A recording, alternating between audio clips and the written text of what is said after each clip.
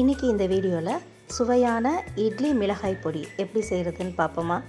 ரொம்ப பிகினர்ஸ்க்கெல்லாம் இட்லி பொடி செய்ய தெரிலனா இந்த சிம்பிள் மெத்தடில் இட்லி பொடி நம்ம ரெடி பண்ணலாம்.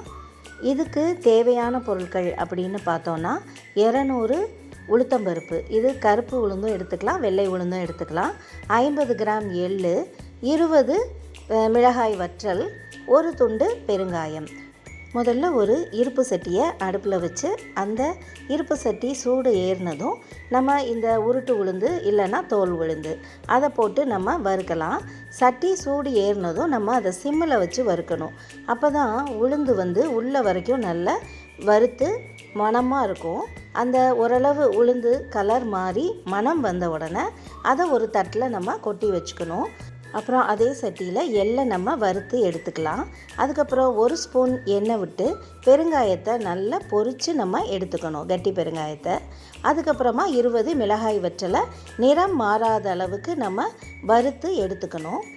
இது எல்லாத்தையும் ஒரு மிக்ஸி ஜாரில் சேர்த்துட்டு தேவையான அளவு உப்பும் போட்டு இந்த மாதிரி நல்லா ஒரு பொடியை அரைச்சி எடுத்துக்கணும்.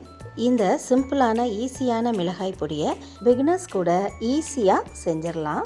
ரொம்ப டேஸ்ட்டாகவும் இருக்கும்.